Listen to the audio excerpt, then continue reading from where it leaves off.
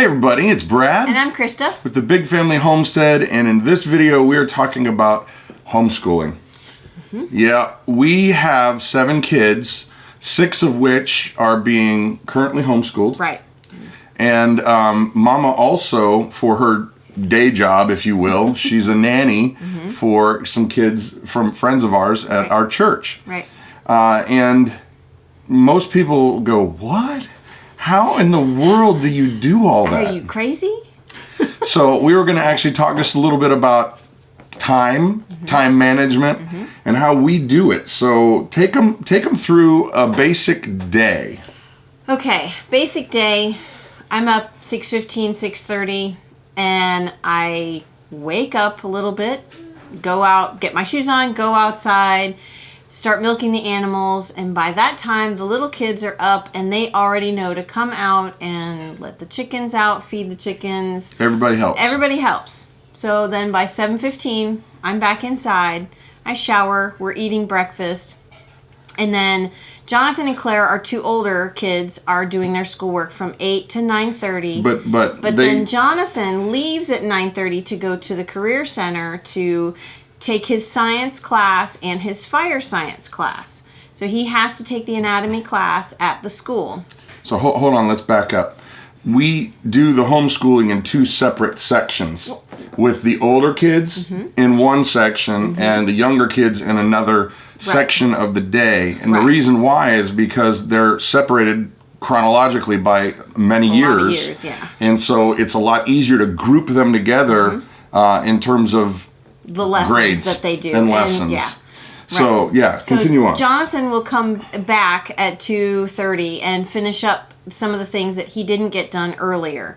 And Claire will work on some stuff in the morning to finish up her lessons. Well, then at 10:30, when I've put the babies down for a morning nap, then I get the little kids in here and we get our lessons going. We do scripture memory verse, we do Bible reading, and then we go into our group lessons. We have group lessons and then we have individual lessons. Our group lessons are science and history and Bible. So we do all of those, and geography. We do all of those together. And then we break for lunch. So then at lunch, after everybody's eaten and everybody's played for a while, about 1:30, 2 o'clock, we'll get back to our lessons and we will do individual. We will finish, and I'll do one-on-one with Ruth. She will do her reading and learning how to read and sounds and things like that. Then Caleb will do his math and his language arts one-on-one with me, and the same with Grace and Hope. So Grace and Hope are in the same grade, so I can work with them together, which makes it really easy. And then they do their individual math and their language arts together with me, and then our day is done about 4 o'clock. Yeah. Well, the thing is this, guys. The point in all of this is not to just run over a schedule. The point is to show you, well, first of all, it can be done. It can actually be done. And we take breaks and we're flexible. Yeah, we have to be. We have doctor's appointments and there's babies here. There's 3 children under the age of 1.5. So they're needy sometimes and they need to have care, be cared for, and well, yeah, but the point is this, is that you can have your homeschooling day set up, but you build flexibility into it. And right now, currently, they basically only on Fridays, it's just a recap day, or if they have to retake a test or something, but generally speaking, they don't even do it on Fridays. Nope. But if we want to go to a museum or the zoo or whatever we want to do, we can take a Friday or a Saturday, and if we want to go during the week when it's less busy, you go when it's less busy. Right, and then you do those lessons on Friday. Right, absolutely. And not to mention, too, I think one of the really important things about homeschooling is that you know your children better than any teacher will ever know them. That's right. And you can really dial in and figure out the ways that they're motivated to learn in a way that you can't really do in a classroom setting. Right. You can't do in a classroom setting in a brick and mortar school. You cannot do individual teaching and individual lessons. Not all the time. There's no way. No, that's not possible. Here, even though Grace and Hope are in the same grade, Grace has more learning issues that need to be dealt with on a more individual basis. She's got special needs, and she has a hard time communicating verbally. Right. So when she's pushed to communicate verbally, sometimes she gets so frustrated that she will just cry. Right. And so that's difficult when we're trying to get her to do something she doesn't really want to do. Right. And we figured out that one of the real big reasons why she's at home and not in school was because she learned how to manipulate her aides and her teachers to do her lessons for her. She just would cry, and then they would do it.